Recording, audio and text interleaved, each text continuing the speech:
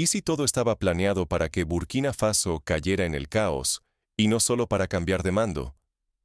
¿Y si detrás de la superficie visible, donde los titulares hablan de un golpe frustrado, en realidad se tejía una red mucho más profunda, con el propósito de arrastrar a todo el país, e incluso a la región, a una crisis sin precedentes?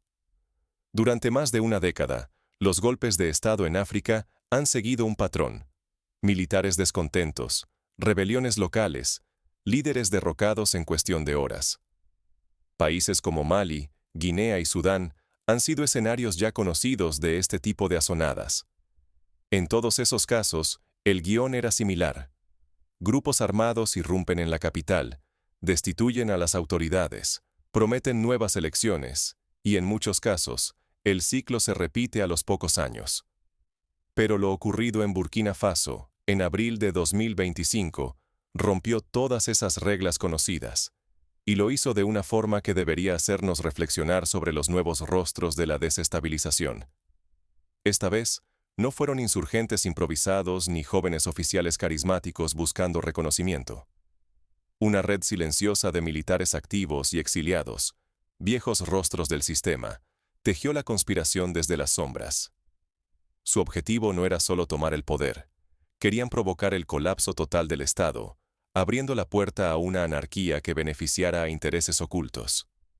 Este patrón, aunque inquietante, no es del todo nuevo en la historia mundial.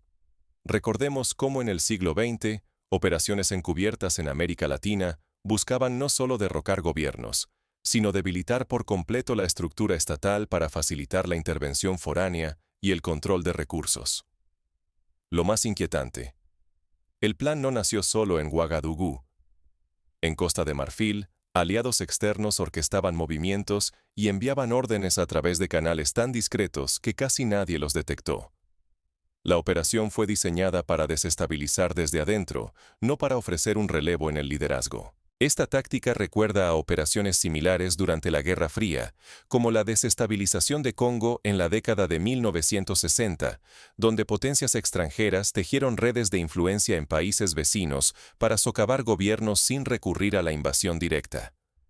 La verdadera magnitud de la amenaza se hizo evidente solo cuando un aviso anónimo, llegado del extranjero, alertó a los servicios de inteligencia. Gracias a ese mensaje, la operación se desmoronó en el último minuto. No hubo tanques en las calles ni disparos en los cuarteles. El golpe se desactivó en silencio, mientras sus autores aguardaban, invisibles, una nueva oportunidad. Imaginemos por un instante qué habría sucedido si ese aviso no hubiera llegado. La historia de Burkina Faso podría haber seguido el mismo camino que Libia en 2011, cuando la caída de Gaddafi dejó un vacío de poder que sumió al país en años de guerra civil y fragmentación territorial. Este episodio obliga a preguntarnos: si estos golpes silenciosos pueden rozar el éxito sin que nadie los vea venir, ¿cuánto tiempo falta para que otro país pierda su soberanía en la sombra? La amenaza ya no es la violencia visible, sino la manipulación oculta que puede arrastrar a toda una región a la inestabilidad. Basta recordar cómo, en la década de 1990, la injerencia externa en Sierra Leona y Liberia llevó a conflictos devastadores, alimentando guerras civiles a través de apoyos encubiertos y movimientos en la sombra. ¿Cómo llegó Burkina Faso al borde del abismo? Para entenderlo, primero hay que explorar el contexto que permitió a la conspiración crecer hasta ese punto de quiebre. Y para comprenderlo mejor, es útil mirar la evolución de los golpes de Estado en África Occidental en los últimos 20 años. En muchos casos, la debilidad institucional, la fragmentación social y la presión internacional han creado un terreno fértil para que actores internos y externos manipulen la situación según sus intereses. Antes de abril de 2025, Burkina Faso ya era un país asediado por crisis. La fragilidad interna sentó las bases para la conspiración. Desde 2015, con el inicio de la insurrección yihadista, el país ha enfrentado una escalada de violencia que ha desplazado a cientos de miles de personas. Las regiones del norte y este han sido especialmente golpeadas, convirtiéndose en zonas casi ingobernables, donde el Estado apenas ejerce control. Esta situación recuerda a lo vivido en Somalia tras la caída de Siad Barre en 1991, cuando la ausencia de un poder central fuerte permitió la proliferación de milicias y la fragmentación nacional. Burkina Faso no es un estado fallido. Es un campo de batalla oculto, donde fuerzas internas y externas compiten por el control, sin que el mundo lo perciba realmente. De hecho, a menudo la atención internacional se centra en conflictos más mediáticos, como los de Medio Oriente, mientras la desestabilización africana avanza en silencio. En este sentido, el país se parece al Congo de la década de 1990, donde la guerra era en parte un conflicto local y en parte una lucha de poder global por los recursos minerales. Para descubrir por qué este país atrae a conspiradores, hay que ir más allá de los titulares y observar cómo el poder se redistribuyó tras la llegada del capitán Ibrahim Traoré. Desde el año 2022, su gobierno impulsó reformas militares profundas que sacudieron la estructura tradicional del ejército y desplazaron a las viejas élites, generando resentimiento entre los altos mandos. Estas reformas, aunque pensadas para modernizar y profesionalizar las Fuerzas Armadas, fueron percibidas por algunos sectores como una purga política. En la historia de Turquía, por ejemplo, purgas similares han provocado reacciones violentas y nuevos intentos de golpe, como el fallido intento de 2016. Esta apuesta por renovar las Fuerzas Armadas no solo provocó tensiones internas. El distanciamiento deliberado de Burkina Faso respecto a Francia, junto con nuevas alianzas estratégicas con Mali y Níger, desafió el statu quo de África Occidental y encendió las alarmas en actores regionales y potencias extranjeras. Recordemos que, en el pasado, cuando Egipto se acercó a la Unión Soviética en los años 60, Occidente reaccionó con fuerza para evitar un cambio en el equilibrio regional. Las consecuencias no tardaron en llegar: sanciones económicas, aislamiento diplomático y una presión internacional creciente asfixiaron la economía, sumiendo al país en una tensión constante. Sin acceso a apoyos tradicionales y con el cerco internacional estrechándose, Burkina Faso quedó expuesto a manipulaciones externas. Por ejemplo, en 2003, el aislamiento de Liberia facilitó el surgimiento de redes clandestinas que financiaban la guerra y permitieron el contrabando de diamantes de sangre. Mientras tanto, Costa de Marfil se transformó en refugio de exiliados y conspiradores. Desde allí, antiguos miembros de la élite militar y política desplazados por las reformas encontraron terreno fértil para organizarse en la sombra, manteniendo redes de lealtad y recursos listos para desestabilizar a Burkina Faso. Esta situación se asemeja a la de Ruanda en la década de 1990, cuando los exiliados hutus en Zaire planificaban ataques y conspiraciones que mantenían viva la inestabilidad en la región. Ignorar este contexto sería cerrar los ojos ante el hecho de que Burkina Faso se ha convertido en un laboratorio de experimentos geopolíticos. Aquí se prueban modelos de intervención silenciosa y manipulación que podrían replicarse en cualquier otro país de la región, con consecuencias devastadoras. En Siria, por ejemplo, la intervención extranjera y el financiamiento secreto a diferentes facciones desataron una guerra que aún hoy sigue dejando consecuencias trágicas. Pero el verdadero drama comenzó cuando los conspiradores activaron sus redes en silencio, moviendo piezas dentro y fuera de las fronteras, dispuestos a llevar al país al borde del colapso sin que nadie lo advirtiera. Imagínese el escenario: oficiales con acceso a información sensible, exiliados moviendo dinero en bancos internacionales, reuniones clandestinas en ciudades costeras de Costa de Marfil, todo bajo la apariencia de normalidad. La tensión aumentó cuando señales de inestabilidad comenzaron a filtrarse desde dentro de las Fuerzas Armadas.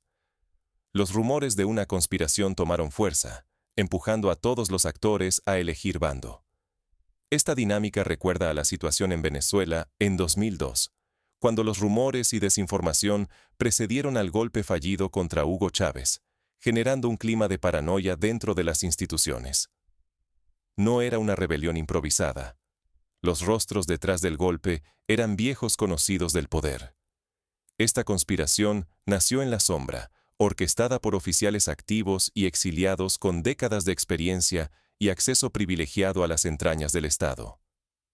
No se trataba de una simple revuelta militar, sino de una operación quirúrgica, diseñada por quienes conocían mejor que nadie las grietas del sistema. Pensemos en la noche de los cuchillos largos, en la Alemania nazi, cuando las purgas y traiciones internas redefinieron el equilibrio de poder, aunque en un contexto diferente. Durante meses, los conspiradores manipularon percepciones y lealtades dentro del ejército. Usaron técnicas de guerra psicológica para sembrar dudas, alimentar sospechas y dividir a las tropas más fieles. Rumores dosificados, mensajes en clave y reuniones discretas en sitios estratégicos minaron la confianza entre los mandos, debilitando la cadena de mando hasta que nadie supiera en quién confiar. Esta es una táctica que ya se ha visto en golpes como el de Chile en 1973, donde la desconfianza y la desinformación jugaron un papel crucial para debilitar la lealtad institucional. La coordinación era esencial. Contactos internos en las Fuerzas Armadas y redes de apoyo desde el exilio, especialmente en Costa de Marfil, formaban un entramado casi invisible. Estas conexiones permitieron canalizar recursos, inteligencia y refuerzos logísticos sin levantar alarmas.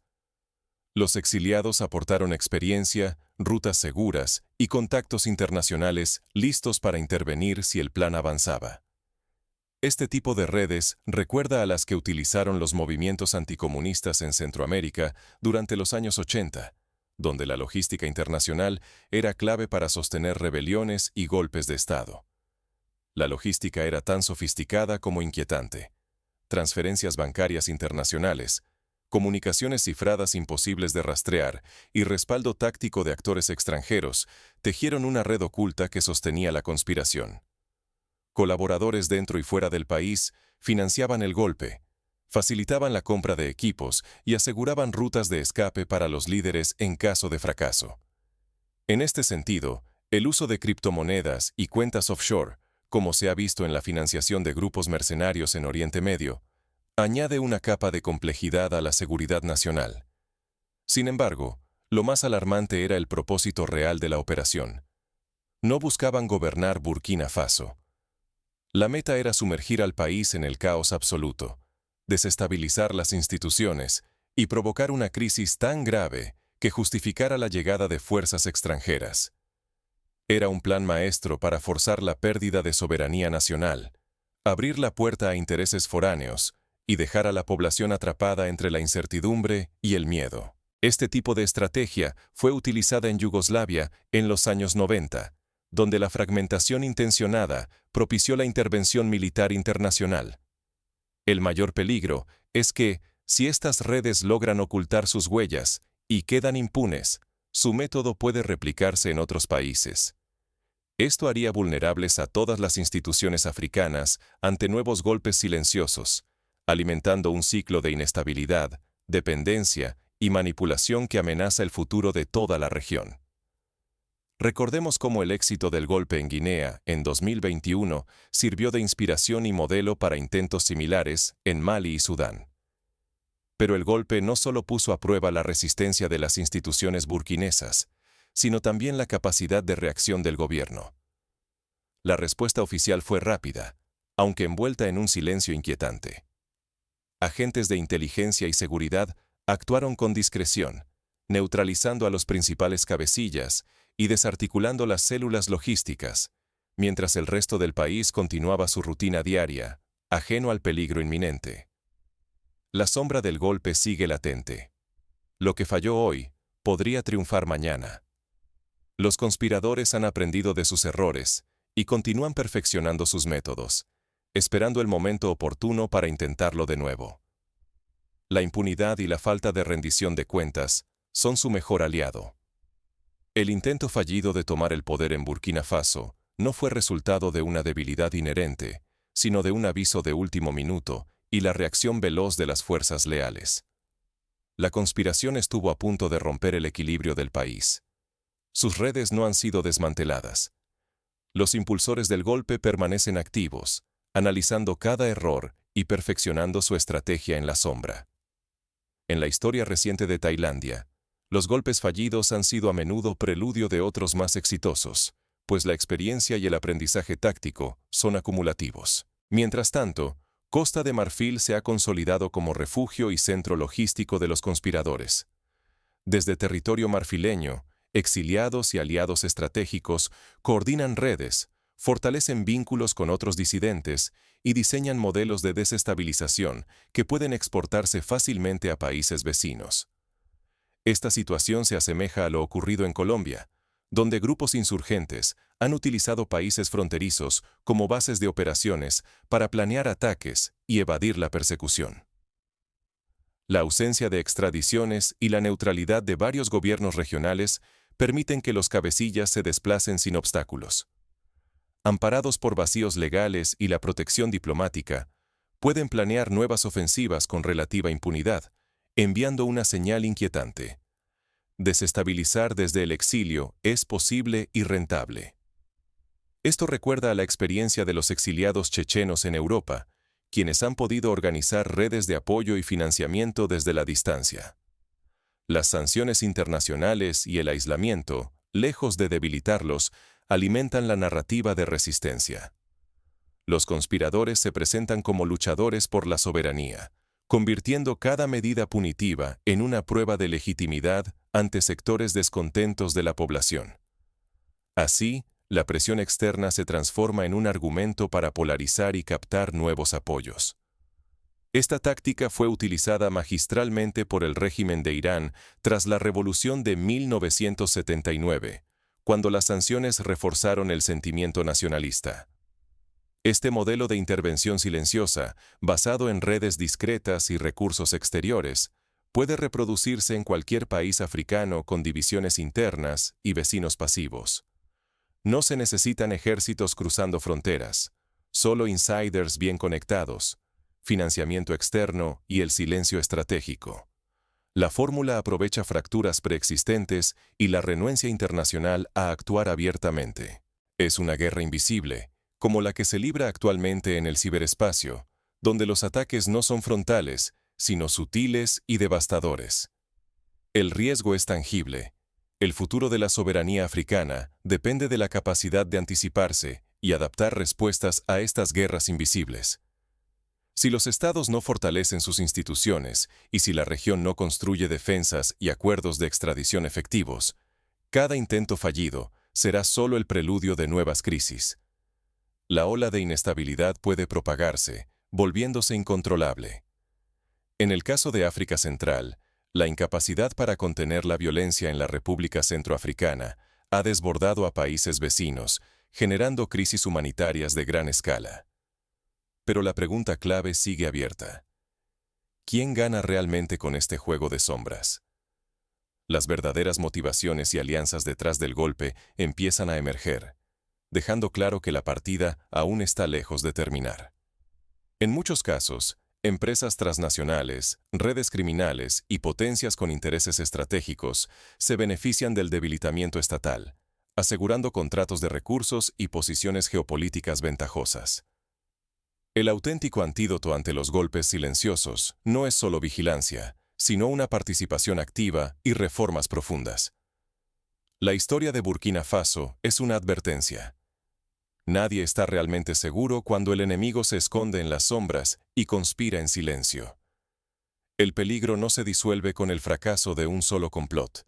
Se transforma, muta y acecha, buscando nuevas grietas. En la historia de México, por ejemplo, la lucha contra los cárteles ha mostrado cómo el crimen organizado evoluciona tras cada operativo fallido, adaptándose y regresando con más fuerza. La primera lección es fortalecer la transparencia y la cohesión interna en las Fuerzas Armadas y las instituciones estatales.